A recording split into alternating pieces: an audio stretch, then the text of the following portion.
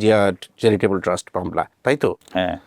এই মামলাটি যখন শুরু হয় কত দিনের মধ্যে খুব দ্রুত সাজা ব্যবস্থা বোধ করেছিল ফ্যাসিস্ট সরকার? দ্রুত না, মামলাটা মূলত 1/11-এর সময় এটার একটা কার্যক্রম শুরু করে, কিন্তু এটার কোনো যুক্তিকতা না পেয়ে ওনারা এটা বন্ধ করে দেয়। আওয়ামী লীগ ক্ষমতা আসার পরে 11 সালে নতুন করে এটাকে চালু করে, এবং দুটি মামলা একসাথে। সেটা হচ্ছে, একটা হলো জিয়া অরফানেজ ট্রাস্ট আর একটা হলো জিয়া চ্যারিটেবল ট্রাস্ট। যার সাথে কোনো সম্পর্কিত না সেই দুদক এই মামলার দায়িত্ব নিয়ে হারুনার রশিদ নামে একজনকে আইও নিয়োগ করে, যে লোক রিটায়ারমেন্টে বাড়ি চলে গেছে, এবং সেই মিথ্যা মামলা সাজিয়ে গুছিয়ে এই মিথ্যা মামলাটা দায়ের করে। লাস্টের দিকে প্রতি সপ্তাহে 3 দিন কোর্ট হতো, 4 দিনও কোর্ট হতো। কতজনকে এই মামলার আসামি করা হয়েছিল? আমার চ্যারিটেবল মামলায় আমরা 4 জন ছিলাম।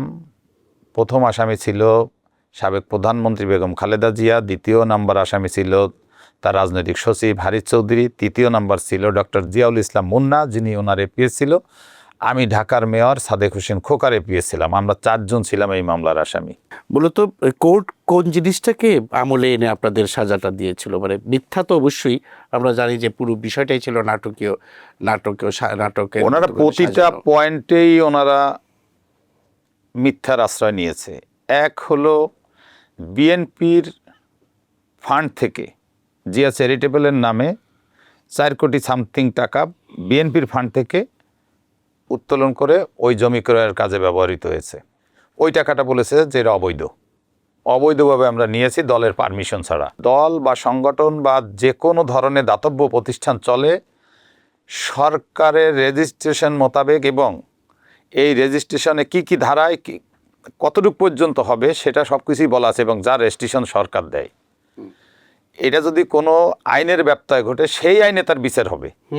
এখানে দুদক এসে এই বিচার করছে এবং অন্যায়ভাবে করছে।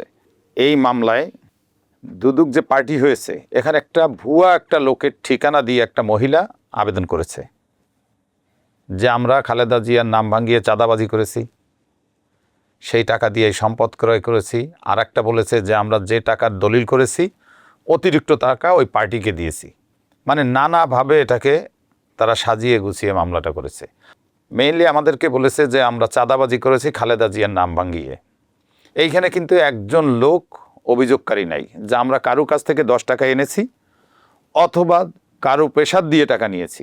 এখানে একটা দাতব্য চিকিৎসা যেটা প্রতিষ্ঠান যেভাবে চলে, সেটার মানে হচ্ছে যে বিভিন্ন দান অনুদান মানুষ দিবে, সেটা থেকে এই প্রতিষ্ঠান চলে। ক্লাব বা যে কোনো কিছু পার্টি, আজকে বিএনপির পার্টি বা জামাত বা যে কোনো দল, এখানে যখন পার্টি করি আমরা পার্টির সিদ্ধান্ত কি যে আমরা জেলার সদস্য হলে এত টাকা আমরা প্রতি মাসে চাঁদা দিব দল পরিচালনার জন্য। কেন্দ্রের যারা নেতা আছে তাদের একটা নির্ধারণ করা আছে সদস্য ফি কত, প্রতি মাসে কত দিবে, এমপি হলে সে কত দিবে, এগুলো নির্ধারণ করা আছে।